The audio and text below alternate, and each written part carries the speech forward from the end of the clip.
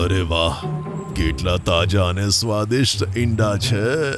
આમ કહીને તેણે પોતાનું મોઢું ખોલ્યું અને એક ઈંડું ગળી ગયું. આજે તો લોટરી લાગી ગઈ છે યાર. આમ કહીને તેણે બીજું ઈંડું પણ પોતાના મોઢામાં મૂક્યું અને ગળી ગયું. આજે તો ખરેખર મજા આવી ગઈ. હવે હું આરામથી મારા દરમાં જઈને સૂઈ જાઉં છું. જો કોઈએ જોઈ લીધું તો કાલની વ્યવસ્થા નહીં થઈ શકે. આમ કહીને તે પોતાના દર તરફ રવાના થયો અને અંદર જઈને સૂઈ ગયો. જ્યારે ડક અને ડ્રેક જૂથમાંથી છૂટા પડ્યા પછી પોતાના માળા પાસે પહોંચે છે તો પોતાના માળામાં ઈંડા ન જોઈને ચોંકી ઉઠે છે. અરે, આપણા ઈંડા ક્યાં ગયા? તેમને તો આપણા સમૂહ સિવાય કોઈએ જોયું પણ નહોતું.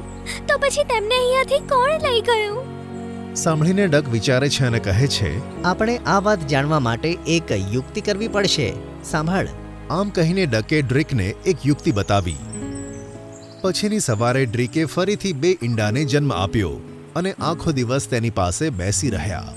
પછી સાંજ પડતા પહેલા જ ડકે કહ્યું, ડ્રીક, મને બહુ જ ભૂખ લાગી છે.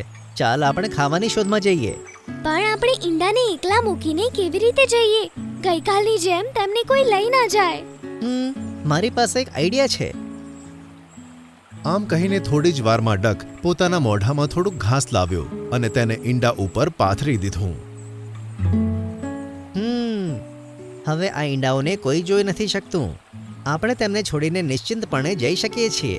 આ જોઈને ડ્રીક ખુશ થઈ.